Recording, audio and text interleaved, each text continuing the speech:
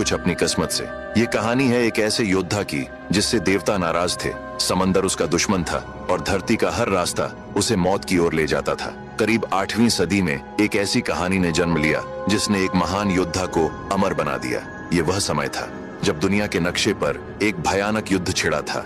इस युद्ध में ट्रॉय के राजकुमार पेरिस ने स्पार्टा की रानी हेलेन को चुरा लिया और यही वह क्षण था जब नियति ने अपनी पहली चाल चली। इसी युद्ध में एक योद्धा था, ओडिसियस। उसने यूनान की ओर से इस जंग में हिस्सा लिया था। यह लड़ाई करीब 10 वर्षों तक चली। लाखों सैनिक मारे गए, लेकिन ट्रॉय का मजबूत किला नहीं टूटा। तभी ओडिसियस ने एक चाल चली। एक विशाल लकड़ी का घोड़ा बनाया गया। ग्रीक सैनिकों ने हार का नाटक किया और उस घोड़े को तोहफे के रूप में ट्रॉय को भेंट कर दिया। ट्रॉय के लोगों ने इसे विजय का संकेत समझा और उस घोड़े को अपने महल के भीतर ले आए। लेकिन रात होते ही घोड़े के भीतर छिपे ग्रीक सैनिक बाहर निकले और पूरे शहर को जला दिया और यहीं से ओडिसियस की किस्मत पलट गई।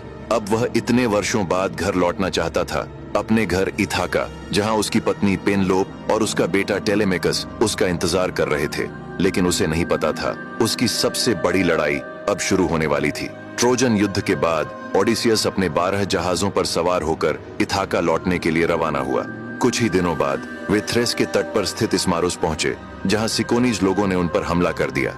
ओडिसियस ने उनका सामना किया, शहर को लूटा और सब कुछ तबाह कर दिया। वहां से निकलने के कुछ दिनों बाद जब वे इथाका के करीब पहुंच ही रहे थे, तभी एक भयानक तूफान उठा। इस तूफान ने उनके जहाजों को पूरे 9 दिनों तक समुद्र में भटका दिया। आखिरकार उनका बेड़ा एक रहस्यमय द्वीप पर पहुंचा। द्वीप पर रहने वाले अजीब लोगों ने ओडिसियस के कुछ साथियों को कमल जैसे दिखने वाले फूल खाने को दिए। जैसे ही उन्होंने फूल खाए, वे अपना घर, अपना उद्देश्य, सब कुछ भूलने लगे। अब वे बस उसी द्वीप पर रह जाना चाहते थे। लेकिन ओडिसियस ने हार नहीं मानी। उसने जबरदस्ती अपने साथियों को जहाज पर लादा और वहां से यात्रा आगे बढ़ाई। रात के गहरे अंधेरे में ओडिसियस और उसके साथी एक और रहस्यमय द्वीप पर उतरे। यह था साइक्लोप्स का द्वीप। ओडिसियस अपने भरोसेमंद योद्धाओं को लेकर एक विशाल गुफा की ओर बढ़ा। गुफा के अंदर भेड़ें थीं, पनीर रखा था, दूध से भरे मटके थे, मानो वह किसी चरवाहे का घर हो। थके और भूखे सैनिकों ने बिना सोचे समझे खाना शुरू कर दिया। लेकिन तभी गुफा के बाहर भारी कदमों की गूंज सुनाई दी। साइक्लोप्स पॉलीफीमस अंदर आया, एक विशालकाय राक्षस, समुद्र के देवता का पुत्र।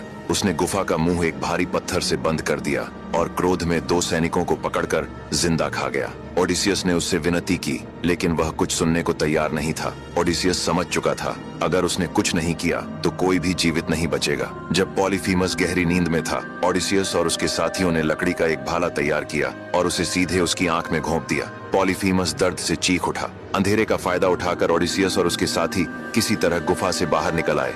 वे तेजी से जहाज पर पहुंचे। ओडिसियस ने गर्व से चिल्लाकर कहा, मैं हूं ओडिसियस, इथाका का राजा।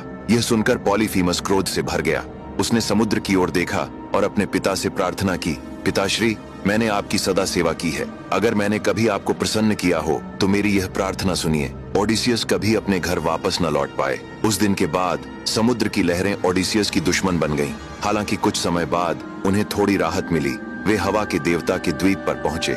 देवता ने ओडिसियस को एक चमड़े की थैली दी जिसमें तेज हवाएं बंद थीं। ओडिसियस ने थोड़ी सी हवा छोड़ी, जिसके सहारे जहाज आगे बढ़ा। लेकिन उसके साथियों को शक हुआ कि थैले में सोना चांदी है, इसलिए उन्होंने उसे खोल दिया।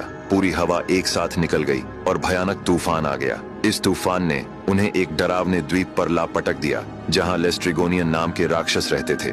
ये नरभक्षी इतने विशाल थे कि उन्होंने ओडिसियस के 11 जहाज पत्थरों से तबाह कर दिए। सिर्फ एक जहाज बचा, वही जिसमें खुद ओडिसियस था। बचे हुए साथियों के साथ ओडिसियस जादूगरनी सर्सी के द्वीप पर पहुंचा। नई जगह पर नए खतरे हो सकते थे, इसलिए ओडिसियस ने कुछ साथियों को पहले द्वीप की जांच करने भेजा। कई दिनों के थके हारे सैनिकों ने द्वीप पर एक खूबसूरत घर देखा जिसमें एक सुंदर स्त्री रहती थी। उसने सभी को स्वादिष्ट भोजन परोसा। सबने वह भोजन खा लिया, सिवाय यूरिलोकस के, जिसे कुछ शक हुआ और उसने खाना टाल दिया। लेकिन वह खाना नहीं, बल्कि जादूगरनी सर्सी का जादू था। उसे खाते ही सभी साथी सुअर में बदल गए। यूरिलोकस तुरंत भागकर ओडिसियस के पास आया। जब यह खबर ओडिसियस तक पहुंची तो उसने तुरंत उस घर की ओर कदम बढ़ाए। रास्ते में उसे देवता हर्मीस मिले, जिन्होंने उसे मोली नामक औषधि दी, जिससे सर्सी के जादू का असर नहीं होता था। इसलिए ओडिसियस ने तलवार की नोक पर सर्सी से अपने साथियों को तुरंत इंसान बनाने को कहा। सर्सी ने उसकी बात मान ली और सभी साथियों को फिर से इंसान सुनसान बना दिया। ओडिसियस और उसके साथी एक साल तक सर्सी के द्वीप पर रहे। सर्सी भी ओडिसियस से प्रेम करने लगी थी, लेकिन ओडिसियस के दिल से इथाका की याद कभी कम नहीं हुई। एक दिन उसने विदा लेने की तैयारी की। तब सर्सी ने कहा कि आगे की यात्रा के लिए तुम्हें मृत्यु लोक जाना होगा, जहाँ तुम्हें टायरेसियस से रास्ता पूछना होगा। वहाँ पहुंचकर तुम्हें एक बकरे की बलि देनी होगी। तब भटकती आत्माओं का झाता टायरेसियस प्रकट होगा और वह तुम्हें आगे का रास्ता बताएगा। ओडिसियस ने अपने जहाज पर जरूरी सामान इकट्ठा किया और अपने साथियों के साथ फिर से समुद्र की ओर रवाना हुआ। रात होते ही वे एक अजीब से द्वीप पर पहुंचे, जहां दिन कभी रोशन नहीं होता था और घनी धुंध छाई रहती थी। ओडिसियस ने एक बकरे की बलि चढ़ाई। जैसे ही खून जमीन में समाया, भटकती आत्माएं एक एक कर उभर आईं। उनमें से टायरेसियस की आत्मा आगे आई और बताया कि पोसाइडन का गुस्सा अभी शांत नहीं हुआ है। रास्ते में उन्हें साइरेंस, स्किला और कैरिब्डिस जैसी आपदाओं का सामना करना पड़ेगा। साथ ही उसने चेतावनी दी कि सूर्य देव हीलियोस के मवेशियों को हाथ नहीं लगाना है और उनके द्वीप से जल्द निकल जाना। यह सुनकर ओडिसियस और उसके साथी जहाज पर वापस चढ़ गए। अगली सुबह उन्हें मधुर गीत सुनाई दिया। ये थीं साइरेंस, जिनके सुर सुनकर कोई भी दीवाना हो जाता और उनकी ओर खींचा चला जाता। ओडिसियस ने अपने साथियों से कहा कि वे अपने कानों में मोम भर लें ताकि साइरेंस का संगीत न सुन सके, और खुद को जहाज के मस्तूल से बंधवा लिया। जब साइरेंस ने अपना जादू बिखेरा तो ओडिसियस दीवाना हो गया। ऐसा लग रहा था जैसे वे केवल उसी को बुला रही हों। वह जोर जोर से चिल्लाने लगा, मुझे खोलो, लेकिन उसके साथियों के कान बंद थे, उन्हें कुछ भी सुनाई नहीं दिया। इस तरह उन सभी की जान बच गई। साइरेंस से तो वे बच निकले, लेकिन अब सामने था असली इम्तिहान। दो खतरनाक राक्षसी मुसीबतें, स्किला और कैरिब्डिस। एक तरफ थी स्किला 6 सिरों वाली राक्षसी, जो हर गुजरते जहाज से 6 इंसानों को उठाकर खा जाती थी। दूसरी तरफ थी कैरिब्डिस, समंदर का भयानक भंवर, जो पूरा जहाज निगल सकती थी। कैरिब्डिस की ओर जाना मतलब सबकी मौत तय थी, इसलिए ओडिसियस ने सोचा कि स्किला के पास से निकलना ही बेहतर होगा। जैसे ही उनका जहाज वहाँ से गुजरा, अचानक स्किला की भयानक चीख सुनाई दी और पलक झपकते ही उसने अपने लंबे सिरों से 6 साथियों को उठाकर खा लिया। ओडिसियस कुछ नहीं कर सका। भारी मन से वह वहाँ से आगे बढ़ गया, लेकिन मुश्किलें अभी खत्म नहीं हुई थीं। आगे रास्ते में सूर्यदेव हीलियोस का द्वीप आया। ओडिसियस को टायरेसियस और सर्सी दोनों ने चेतावनी दी थी कि वहाँ की पवित्र गायों को हाथ न लगाना। इसलिए ओडिसियस ने अपने साथियों से भी साफ कह दिया कि यहाँ रुकना पड़े तो भी गायों को बिल्कुल नहीं छूना है। लेकिन तभी एक भयानक तूफान आ गया और वे कई दिनों तक वहीं फंसे रह गए। भूख बढ़ती गई। एक दिन जब ओडिसियस गहरी नींद में था, तब कुछ साथियों ने पवित्र गायों को मारकर उनका मांस पकाकर खा लिया। जब ओडिसियस की नींद खुली, तब तक बहुत देर हो चुकी थी। उसके साथियों ने सूर्यदेव हीलियोस की गायों को मारकर खा लिया था। गायों की हत्या के बाद सब कुछ बदल गया। सूर्यदेव बहुत नाराज हो गए। उन्होंने ज्यूस से शिकायत की। ज्यूस ने आकाश से बिजली गिराई। ओडिसियस का पूरा जहाज टूटकर समुद्र में डूब गया। उसके सभी साथी मारे गए। केवल ओडिसियस ही जीवित बचा। वह लकड़ी के एक टुकड़े के सहारे कई दिनों तक समुद्र में भटकता रहा। बारिश, धूप और लहरों से लड़ता हुआ वह आखिरकार एक अनजान द्वीप पर पहुंचा। ओडिसियस अब कैलिप्सो के द्वीप पर था। कैलिप्सो एक सुंदर अप्सरा थी जो उस सुनसान द्वीप पर अकेली रहती थी। उसने ओडिसियस की जान बचाई, उसकी देखभाल की और उसे वहां कैद कर लिया। दिन बीतते गए, फिर महीने और फिर साल। ओडिसियस को वहां रहते 7 साल हो गए। कैलिप्सो उससे प्रेम करने लगी थी। उसने ओडिसियस से विवाह करने और उसे अमर बना देने का भी वादा किया। लेकिन ओडिसियस का मन सिर्फ इथाका में था। उसे अपने बेटे और पत्नी की याद सताती रहती थी। हर दिन वह समुद्र किनारे बैठता और आकाश की ओर देखता। आखिरकार देवताओं ने भी उसकी पीड़ा देखी। ज्यूस ने हर्मीस को भेजा, जो कैलिप्सो से मिलने आया और आदेश दिया कि ओडिसियस को अब आजाद कर दिया जाए। कैलिप्सो का दिल टूट गया, लेकिन उसने ओडिसियस को जाने दिया। उसने स्वयं उसके लिए एक नाव बनवाई,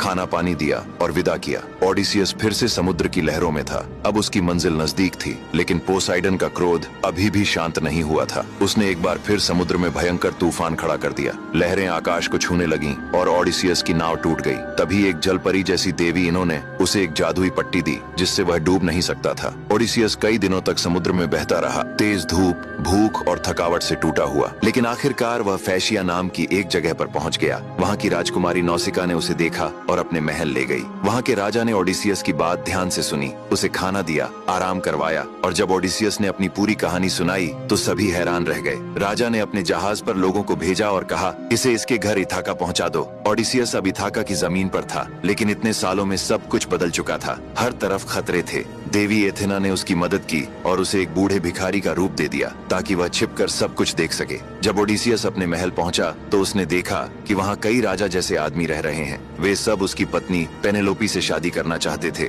और ओडिसियस का खजाना और राज छीनना चाहते थे। मजबूरी में पेनेलोपी हर रोज कोई न कोई बहाना बनाती रही। उसने कहा, मैं एक कफन बुन रही हूँ, जब यह पूरा हो जाएगा तभी मैं शादी करूंगी। लेकिन असल में पेनेलोपी हर रात उस कपड़े को खोल देती थी ताकि वह कभी पूरा ना हो, क्योंकि उसके दिल में कहीं न कहीं अब भी उम्मीद थी कि ओडिसियस जिंदा है। लेकिन कुछ साल बाद यह राज सबके सामने आ गया। अब वे सब लोग पेनेलोपी पर जबरदस्ती शादी का दबाव बनाने लगे। तब पेनेलोपी ने एक आखिरी उपाय निकाला। उसने एक खास मुकाबले का ऐलान किया। जो भी ओडिसियस का भारी धनुष खींचकर एक तीर सीधे निशाने पर मार देगा, मैं उसी से शादी करूंगी। सभी लोगों ने बारी बारी से कोशिश की, लेकिन कोई भी उस धनुष को हिला तक नहीं पाया। फिर आखिर में वह भिखारी यानी ओडिसियस उठा। सब उसे देखकर हंसने लगे, लेकिन उसने बिना किसी डर के धनुष उठाया और एक ही बार में निशाना लगा दिया। सब दंग रह गए। तभी ओडिसियस ने अपने असली रूप में आकर अपने बेटे टेलीमैक्स और अपने वफादार दोस्तों के साथ मिलकर सभी दुश्मनों को मार गिराया। पेनेलोपी को उस पर यकीन नहीं हुआ, लेकिन जब ओडिसियस ने वे राज बताए जो सिर्फ वही दोनों जानते थे,